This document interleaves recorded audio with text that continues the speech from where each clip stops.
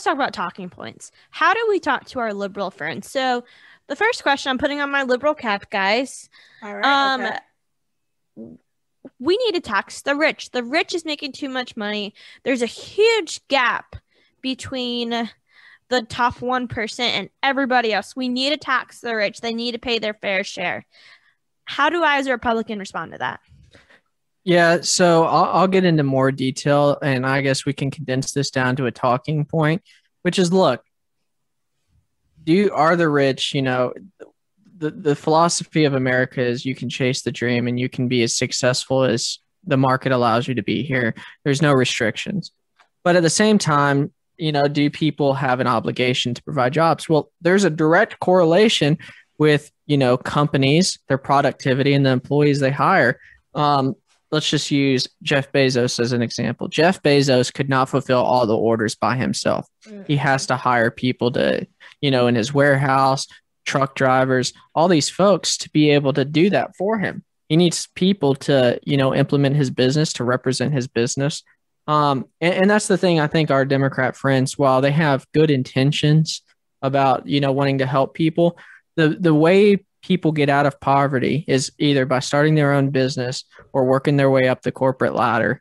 And corporate ladder, look, if we increase the minimum wage to $20 an hour, which sounds great, that's just going to put a reduction on the amount of employees people can hire to, get the job done and create economic opportunity. And that's the biggest issue that we have with, raising the minimum wage so drastically. Does it need raised? Absolutely.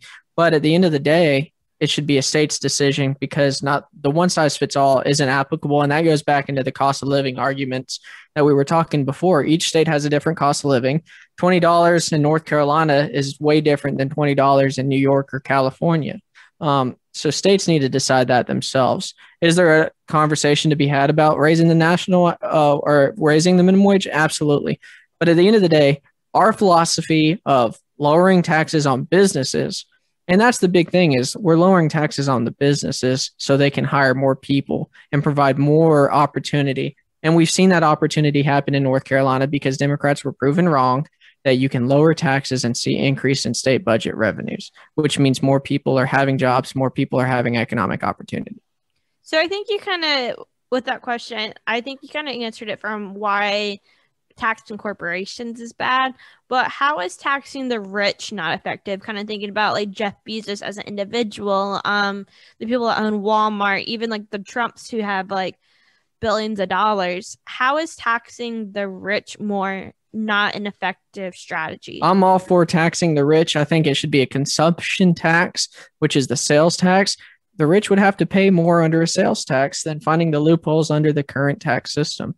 But why like taxing the rich? So like on their, I guess, their income. Why is that not effective? It prevents cash flow from trickling down and creating economic opportunities for people. There's a direct correlation. The higher the tax rate is, the less people you can afford to hire. It's basic math. Well, I guess I'm saying like from them as an individual, not from them from like a business standpoint, but like. But the two are correlated. The business is considered what Democrats are arguing for is, according to Supreme Court law, businesses are considered as individuals. So when they're referring to tax the rich, they're talking about the businesses as individuals. So they're not referring to like Jeff Bezos as an individual. They like to talk about that, but there's loopholes within the federal tax system that allows them to pay close to nothing.